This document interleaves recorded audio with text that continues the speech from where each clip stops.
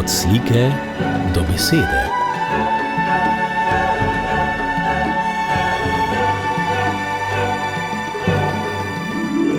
Od slike do besede.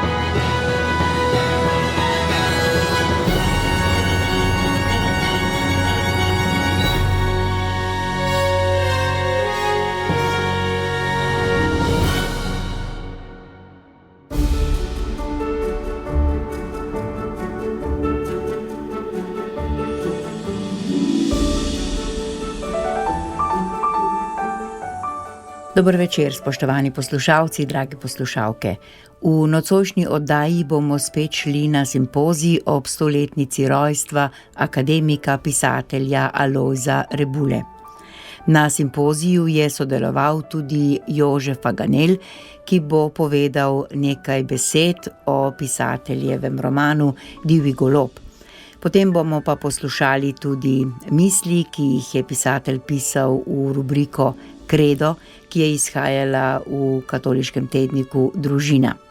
Te misli so zbrane v istoimenski knjigi, se pravi Kredo, in jo priporočamo v branje.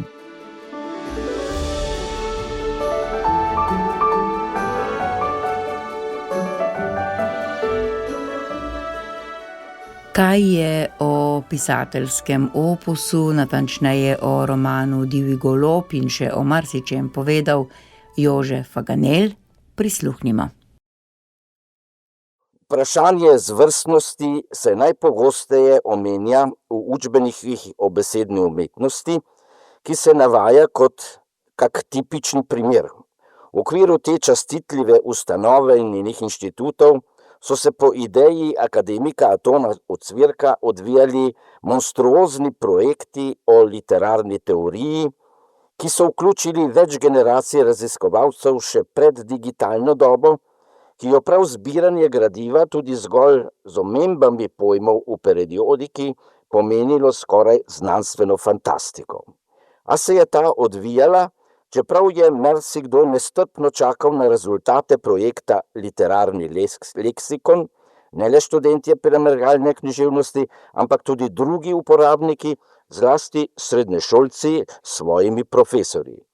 Prehitela sta ga, čeprav ne dosegla, kljub oviram, profesorica ljubljanskega učiteljišča Silva Trdina s svojima učbenikoma Besedna umetnost 1 in 2 in asistent na oddelku za slavistiko Matjaž Kmecel svojo malo literarno teorijo, v katerih najde srednješolski profesor vse, kar potrebujejo njegovi učenci. Bolj raziskovalci pa si žejo z področja zvrstnosti književnosti lahko tešijo z monografsko zasnovanimi Ocvirkovimi literarnim leksikonom z nad 40 zvezki. Ni naključje, da ta želja ne bo nikoli potešena, ne zaradi raziskovalcev, ampak zaradi nenehnih žanrskih prijemov ustvarjalcev sodobne proze. Prav slovenski literat Alojz Rebula kot prozaist ni bil nobena izjema.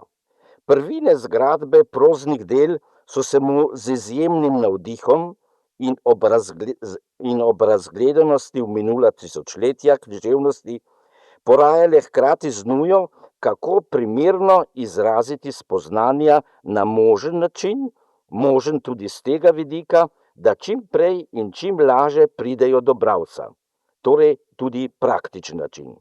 Pri tem mislim na njegovo razpetost med obsežne romane in revijalne dnevniške zapise, ki so izhajali kot enota s svojim naslovom, ne le z datumom, naprimer od 8. februarja do 1. novembra. Rebulova poezija pa utegne predočiti sodobni javnosti, šele nastajajoča izčrpna bibliografija Martina Gruma. Prav Rebulova proza se zaradi svoje vrhunske kakovosti utegne in celo zasluži postati predmet zahtevnih literarno-teoretskih raziskav. Izsledki bodo potrdili njegovo zvrstno inovativnost. Kot romanopiscu mu je uspelo povzpeti se na slovenski literarni Parnas z vrstjo zgodovinski roman iz obdobja, ki je ustrezalo njegovi fakultetni izobrazbi. Uspelo je lahko tudi zato, ker je bilo nazorsko sporočilo v podnebju pričakovanega in zaukazanega ateizma takrat politično še sprejemljivo, ker je inovativno prerazporedil gradivo. Ne gre namreč le za kreativno variabilnost, ki je jasno religiozno umeščenost v krščanstvo rebula za objavo v državni založbi, soorganizatorici jubilejnega simpozija, v romanu V Sibilenem vetru leta 1968 zastrl. Dobrih 5 let prej je rebula v celjskem Mohorjevem koledarju naslovil tako imenovano začetno poglavje celo Zjaz Alojz Namezijanus, koledar Mohorjeve družbe za leto 1963, stran 112-117, začenja ga celo z molitvijo v imenu Očeta in Sina in Svetega Duha.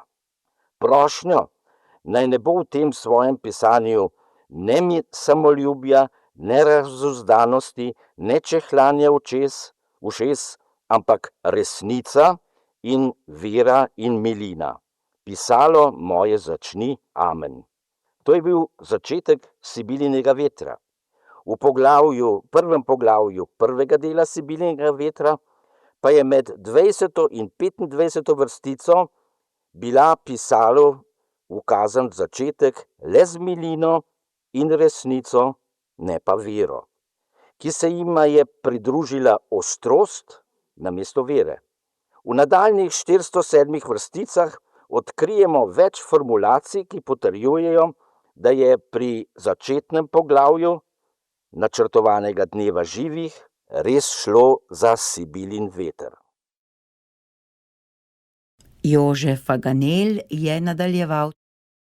V tej luči si zasluži posebno literarno zvrstno oceno problematika slovenske večernice iz leta 1972, ki nosi z današnje medijske perspektive kar provokativen naslov Divji golob, čeprav je samostalnik zapisan z malo začetnico.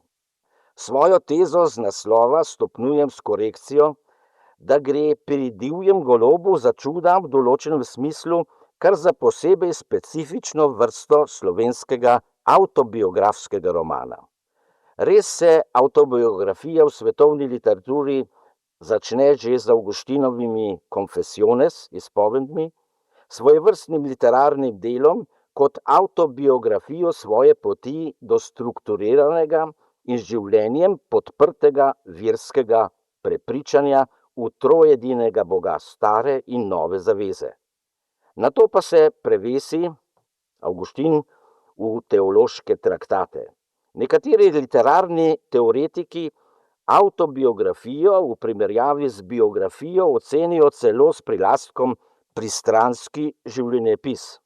Togost opaske bi lahko dopolnili, da gre za prikaz svojega življenja ne samo metaforično, ampak lahko celo transcendentno. Pri tem imam v mislih Tolstojeve Vstajenje. V slovenski književnosti se literarni samoživljenjepis začne leta 1884 s povestjo Jakoba Aleševca Kako sem se jaz likal. Izbruhne pa v minulem stoletju med drugim z izjemno prodornimi romani Kovačiča s poudarjenim avtobiografskim ozadjem in prvinami. Avtobiografijo pri nas je pred kratkim analiziral Igor Grdina. Silva Trdina, že prej omenjena, je svojo antologijo primerov besedne umetnosti 1 uvrstila spomine svojega sorodnika Janeza Trdine in Ivana Cankarja Moje življenje. Kot prepoznavni znak za avtobiografijo je poudarila prvo osebno pripoved, to je fabulo z mnogo podatki v prvi osebi. Rebulova literarno-znanstvena inovacija avtobiografije v svetovno-nazorsko avtorefleksijo. Če smo v povzetku ironizirali naslov Rebulevega romana z namigovanjem za katerega goloba bi lahko šlo, je treba vendarle direktno razkriti, da seveda gre za personifikacijo kot tip metafore, v katerem ta žival sploh ne pomeni le neke osebe, ampak kar v določenem smislu avtorja samega. Divji golobi se v tej Mohorjevi večernici pojavijo v opisu nostalgije nekega vzdušja, ki pripovedovalca Košutnika prevzame v delovni brigadi v Tuzli, približno leta 1946, in ki ga naj ponazorimo s citatom. Samo zemlja naj v svoji snovni nedolžnosti ne izgine iz spomina. Črede borov, zagnane v svojem vstajenskem zelenilu v neko toplo, že južno nebo. Srebrni bliski divjih golobov v preletu čez groblje in vrtače. In rok tam na dnu, v svoji smreči neskončnosti. Divji golob kot personifikacija pa se pojavi v tej večernici približno leta 1957 med dialogom duhovnika Košutnika s tržaškim škofom. Okosteneli monsignor Averdike ga hoče, ali Verdiče, boste popravili mi pol, ga hoče prestaviti iz ravnokar vzbrstele slovenske župnije drugam, kljub temu, da mu predstavi svoje zadržke iz pastoralnih razlogov. Dialog v besedilu dvojezični se glasi: Golob si, a bolj divji, je odgovoril Trzaj iznad škofovskega orlovskega nosu. Dobro, sem rekel, a če bo nasledek tega dekreta ta, da pridem ob vero, jo boste imeli na vesti vi. Ven, dajem ti prav poseben blagoslov, me je odpravil škof.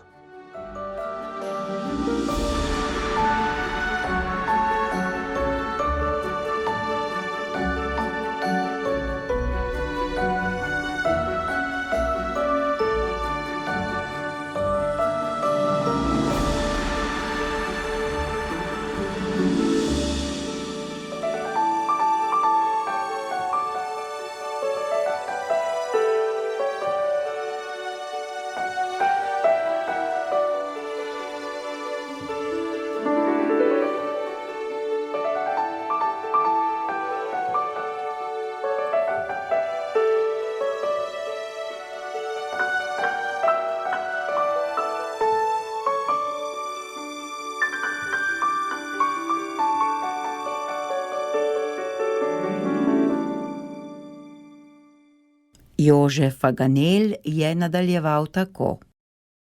Predočili smo si torej, da je divji golob Jordan Košutnik, prvoosebni pripovedovalec.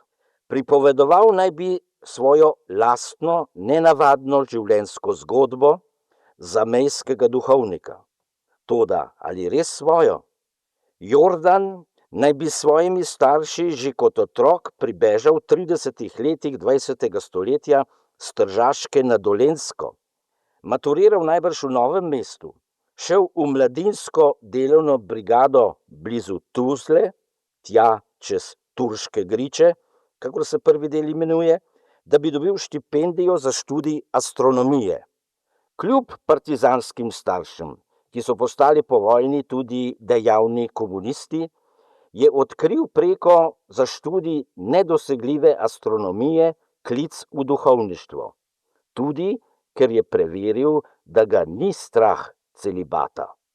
Doštudiral je teologijo v Ljubljani, tu je bil posvečen, od škofa Leniča ali škofa Vovka, o čemer ni namigal, čeprav bi Rebula znal izkoristiti zgovornost njunih priimkov, Lenič, Vovk.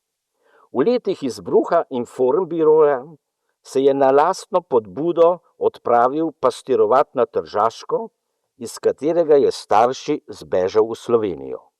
Še živo, fašistično protislovenstvo Italijanov se je tu mučno prepletalo z razdvojenostjo Slovencev med zvestobo komunistov stalinizmu in katoliško zadrtostjo pribežnikov s pravim ali prividnim domobranskim izkustvom ali le naklonjenostjo. Oboje je usodno hromilo krščanstvo in narodno delovanje, ki je zadržalo kruti fašizem. V upanju na nujne premike v vesoljni cerkvi Košutnik s prijateljem Silvanom, kar skoraj preveč zagrizenim katoličanom, le dočaka pred televizorjem izvolitev Janeza 23. v spontanem vzdušju vzcvetelega upanja. To zadovoljstvo začuti bralec na zadnji 229. strani romana, katerega drugi del nosi naslov Svetlobni ples. Mednaslov ni brez asociacij na naslov kake druge Rebulove literarne mojstrovine. Roman Divji golob Rebula polaga v posvetilu s hvaležnostjo na grob Jakoba Ukmarja, svojega vzornika v krščanstvu.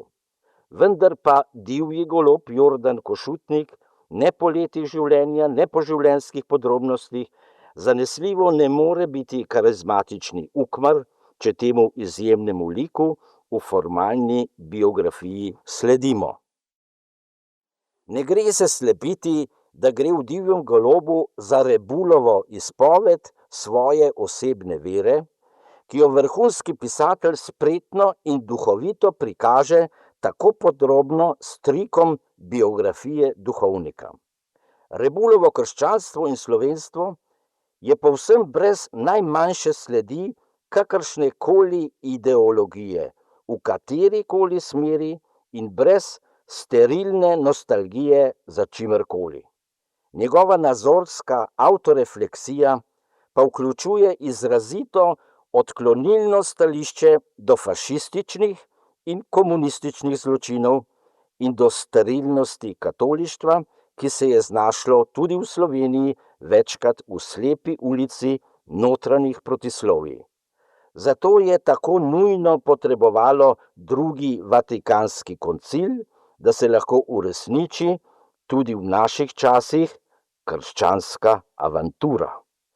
Rebulov Divji golob je torej inovativna, modernistična slovenska različica Avgustinovih Confessiones. Zvrstna ustreznica je poustvarjena inovativno po poldrugem tisočletju tako, da avtor v fiktivni avtobiografiji z napeto pripovedjo prikaže svoje iskreno, brezmejno bogato krščansko slovenstvo v življenjskih zgledih svojih romanesknih likov.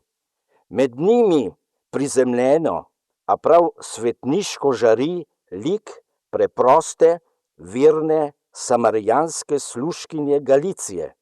Kljub temu, da je vsak dan pri obhajilu in pri maši strogega kaplana, ki jo zalaga s katoliškim tiskom, skupaj še z ozkosrčnimi katoliškimi razumniki, nekim zdravnikom, ki bi prišel pregledati ranjenca zaradi Hipokratove prisege, ne zaradi Kristusa.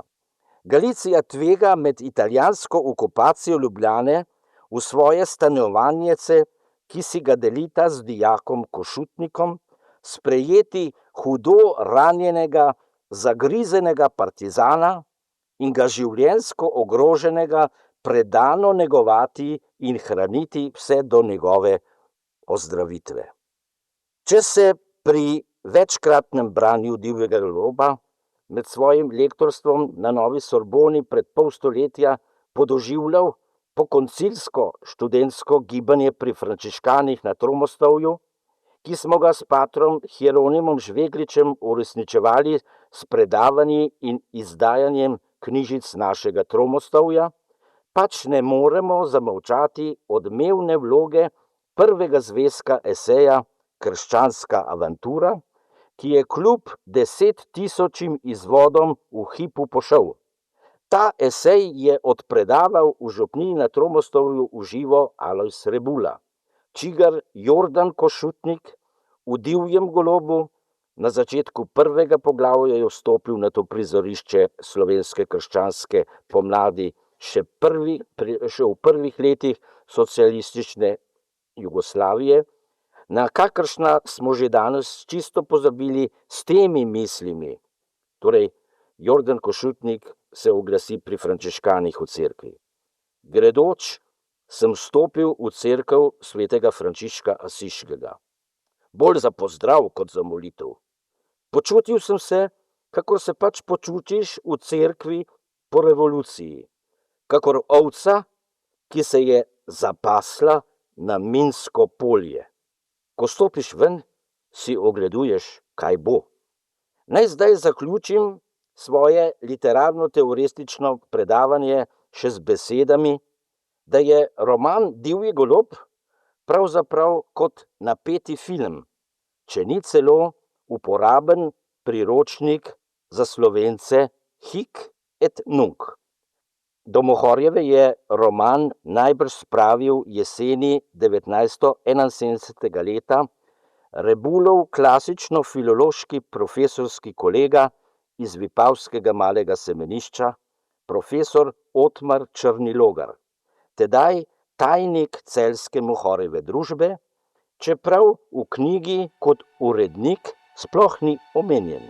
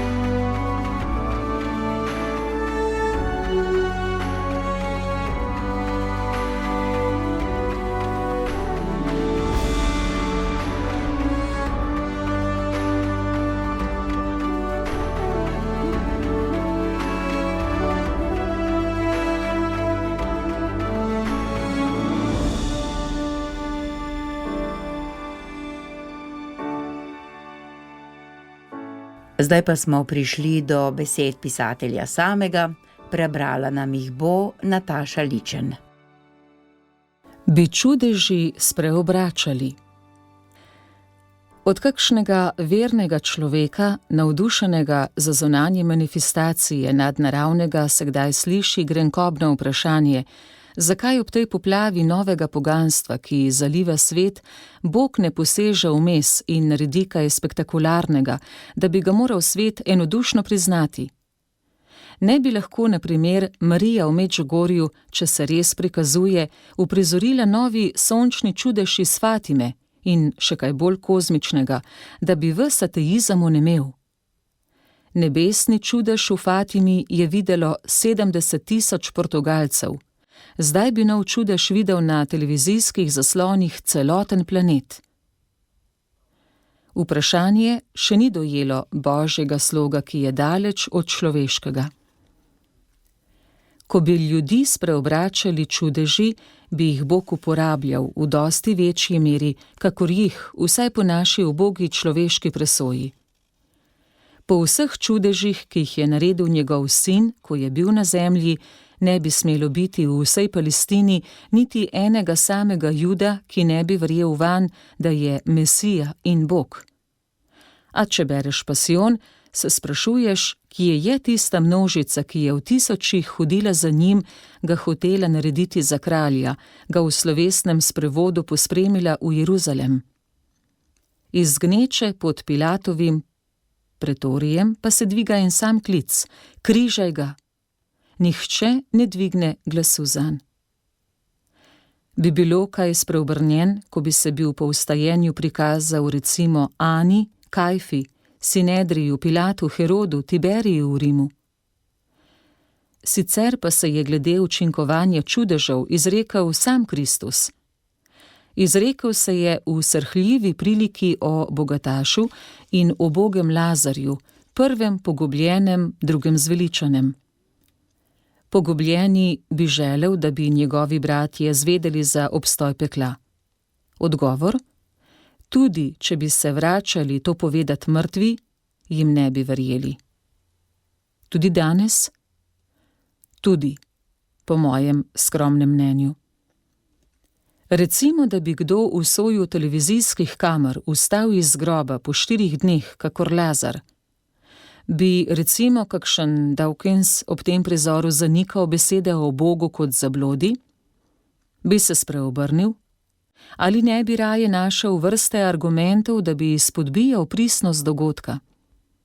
Recimo, še neznane zemeljske sile, atomsko energijo, psihoanalitično sinergijo, molekularno fiziko, v skrajnem primeru trik v televizijski aparaturi. Če kdo noče verjeti, ne verjame, kljub vsem mogočim argumentom. Kaj pa z ugovorom: v Boga ne verujejo tudi mnogi veliki znanstveniki? Argument bi veljal, ko bi Boga sprejemali samo z intelektom, z golim razumom. A sprejemamo ga, če ga sprejemamo, tudi z voljo in čustvovanjem, življenjem, se pravi svojim celotnim bitjem. Sicer pa je v evangeliju tudi strašna beseda, morda izrečena posebej za razumnike. Sin človekov je prišel, da vrne vid tistim, ki ne vidijo, in oslepi tiste, ki vidijo.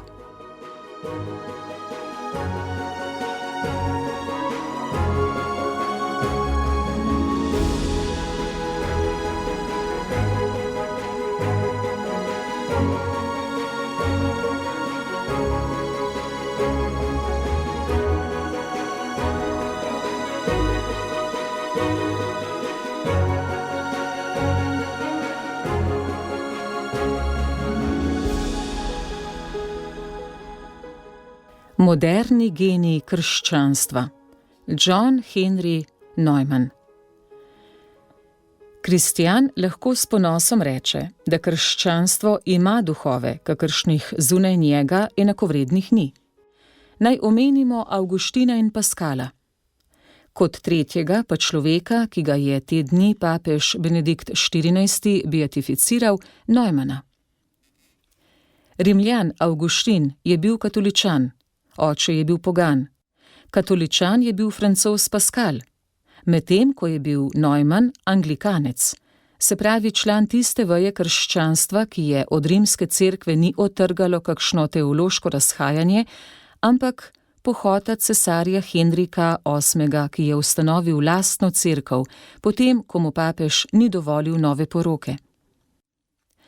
John Henry Newman se je rodil leta 1801, potem ko sta Evropo pretresli francoska revolucija in Kantova filozofija. Oče je bil bankir in prostozidar, a versko strpen, mati pa verna kalvinistka. Ko je pri 14 letih pri branju naletel na dvom o nesmrtnosti duše, je vzkliknil: kako strašno, a kako verjetno. Že ta vzklik je napovedal človeka, rojenega za iskanje absolutne resnice. Sklenil je ostati neoženjen in se po študiju v Oxfordu dal posvetiti za duhovnika, seveda anglikanskega. Anglikanska cerkev je bila tedaj v razsulu. Današnji veliki borec proti Bogu Dawkins je že takrat imel kup predhodnikov. Sanja mladega Newmana ustaviti to propadanje anglikanstva z vrnitvijo k predreformski cerkvi in k cerkvenim očetom. Za povečanje odpora do katolištva, papež je imel za antikrista, ni mogel izbrati primernejšega sredstva kot potovanje v južno Italijo z njenim praznovernim pobožnjaštvom. Toda huda bolezen ga je pripeljala nazaj. Zagrizel se je v študij cerkvenih očetov, premozgal zgodovino dogam in premagal gledanje na Biblijo kot izključni vir verovanja. Vmes je predaval, pisal eseje, pesmi in romane, enega je te dni izdala založba Ognjišče. V sebi je namreč genialno združeval misleca in umetnika.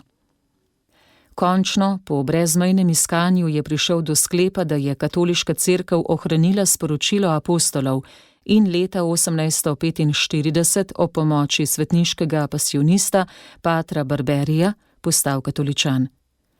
Iz njegovega katoliškega zanosa se je v okviru tako imenovanega oksfordskega gibanja sprožila vrsta idej in pobud, ki pa so mu prinesle samo strašne razočaranja, tudi zaradi katoliškega nasprotovanja, irski škofje. Leon XIII. Se je pokazal velikega tudi v tem, da je šel preko vseh sumničenj in Neumana imenoval za kardinala. Veliki Anglež, genialni mislec s kraljevskim slogom in verjetno bodoči cerkveni učitelj, je umrl leta 1890. Naj bosta na koncu častno omenjena dva Slovenca, ki sta posebej doživela Neumanov čar in se mu posvetila, teologa, dr. Janez Fabjan in dr. Anton Strle.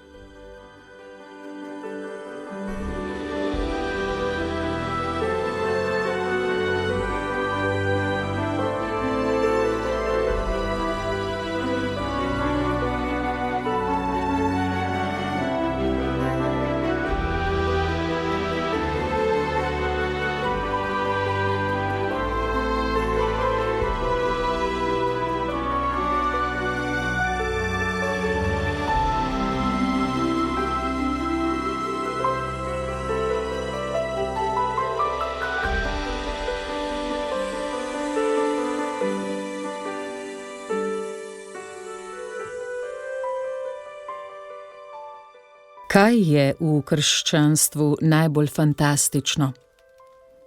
Postavljam vam tole vprašanje. Kaj se vam v krščanstvu zdi najbolj fantastično? Se pravi, najbolj presenetljivo in osupljivo? Ali, če hočete, najteže sprejemljivo za našo pamet? Da obstaja Bog stvarnik? To se mi ne zdi fantastično, saj je obstoj Boga praktično vera človeštva od vseh časov do danes, do tehnično najnaprednejših Združenih držav Amerike. Obstoj Boga se normalni človeški pameti tako rekoč vsiljuje. Naj spomnimo samo na argument znamenitega antikristjana, a vernika v Boga Voltera. Če je ura, mora biti urar. V stvarstvu, od biologije do astronomije, vidimo nadčloveško organiziranost. In kjer je organiziranost, stoji za tem razum. Skratka, Bog stvarnik je za odprto pamet evidenca. Sicer pa vidimo, v kakšni stiski je danes ateizem. Celo razvpiti Dawkins, ta zanikovalec Boga, ne izključuje možnosti, da Bog le obstaja. Ateizem se mora zatekati v nemogoče hipoteze, tja do zabavne trditve, da se je vesoljstvo rodilo iz niča. Ampak nič, je dobro poudaril Andrej Novak v delu, ni samo nič materije, ampak tudi nič vsega drugega, nič prostora in časa, nič zakonov materije in energije. Iz take absolutne praznine naj bi skočila čudovita kompleksnost stvarstva? Je morda fantastično v krščanstvu verjeti v posmrtnost? Tudi ta vera je stara kakor človeštvo, čeprav se ne vsiljuje razumu kakor vera v Boga stvarnika. Navsezadnje je vse organsko na zemlji zapisano propadu. In človek, duhovno, a tudi organsko bitje, naj bi bil izjema? Vendar tudi v tej veri ne vidim nekaj fantastičnega, ker je blizu človeškemu čutenju in prirojeni človeški pieteti do pokojnih. V francoski revoluciji je krvavi Robespierre celo uzakonil vero v nesmrtnost človeške duše. Kar se vsaj meni zdi v krščanstvu najbolj fantastično, je učlovečenje. Zgodovinsko dejstvo, da je Bog v nekem končku Azije 30 let bival med nami kot človek. Kaj more biti bolj nepredstavljivega, kakor to, da se neskončnost skrči v primerek človeške vrste? V krščanstvu mi torej najbolj fantastičen ostaja Kristus. Namreč s tem, da je sploh prišel na zemljo kot človek, še preden vzamem upoštev njegovo življenje, ki je prav tako fantastično v razponu jasli križ, in njegov nič manj fantastični nauk, kakor dokazuje Govor na gori, čisto nasprotje mentaliteti tega planeta, modernega še posebej. Da ne govorim o fantastičnem načinu, kako ga je ta planet sprejel in kaj je napravil z njim. Da se njegov fantastični slog ni nehal do danes, dokazuje Evharistija. Njegova vrnitev, v katero kristjani verujemo, bo tudi, a drugače, fantastična. Ne več v izničenosti, ampak v slavi.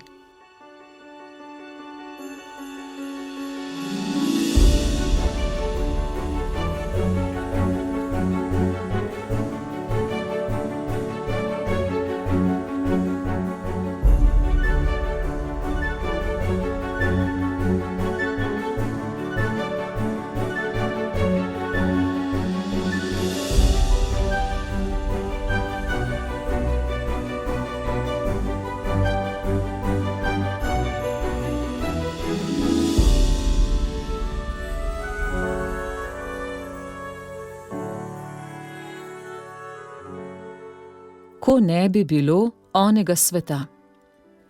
Govoriti o onem svetu je v teh lahkoumnih, nogometnih in televizijskih časih prav toliko malo okusno, kolikor je malo okusno govoriti o smrti. Toda smrt neusmiljeno obstaja, kakor neizpodbitno obstaja oni svet. Ko ne bi obstajal, bi se največji duhovi človeštva od Platona do Danteja in Geteja in Dostojevskega motili. Ko ne bi obstajal, bi vse religije, začenši s krščanstvom, judovstvom, islamom, gojile prazne fantazije.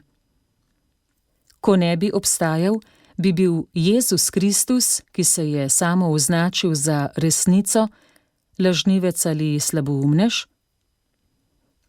Ko ne bi obstajal, bi bili vsi mučenci, ne samo krščanski, prelili svojo kri zastonj. Ko ne bi obstajal, bi bili vsi svetniki izgoreli v svoji ljubezni do Boga in bližnjega zastonj. Ko ne bi obstajal, bi bili danes Hitler, Stalin, Pol Pot in mati Terezija na istem. Ko ne bi obstajal, bi danes živeli v tistem popolnem absurdu, v katerem tudi vidi samo sebe moderna filozofija brez Boga. Povrh v grotesknem absurdu, odkar je Marksova religija izhlapela s svojim komunističnim rajem vred, kakor kaže groteskno poskušanje filozofa Žižka. Toda oni svet obstaja. Obstaja z neprimerno večjo bivanjsko intenzivnostjo, kakor naš tukajšnji fizikalno-kemijsko-biološki in nogometno-televizijski svet.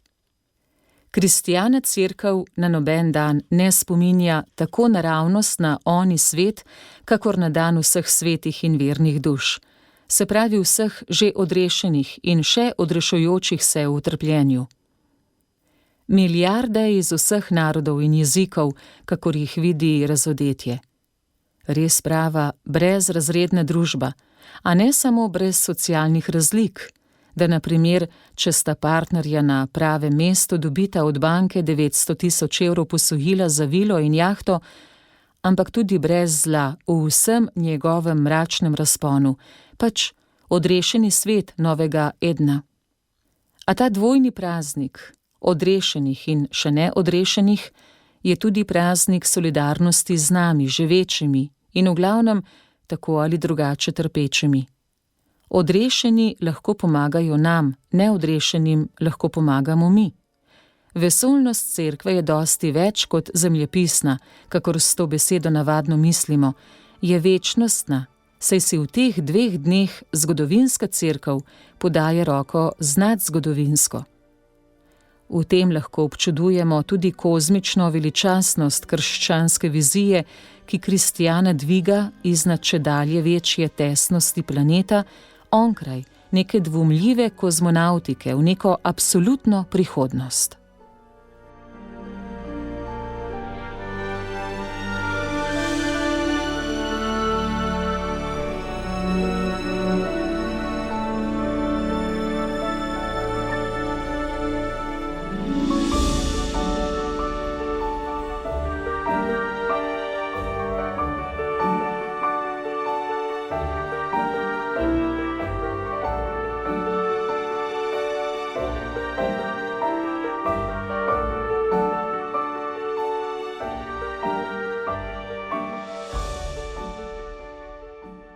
In tako smo prišli do konca oddaje Od slike do besede, ki sem jo pripravila in uredila Mateja Subotičanec. V tehnično pomoč mi je bil Boštjan Smole. Hvala, spoštovani poslušalci, ker ste bili z nami, bodite spet čez teden dni. Oddaja je dostopna tudi med našimi podcasti.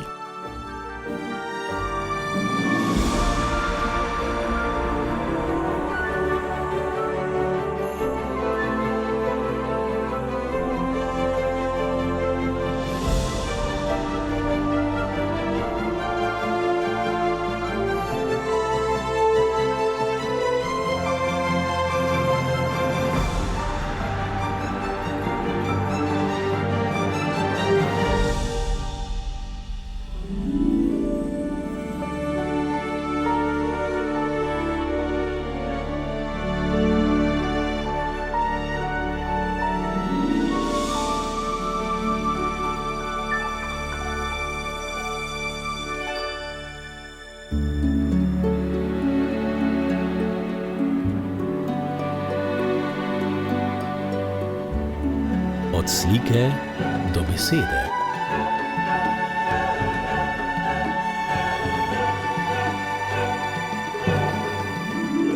Od slike do besede.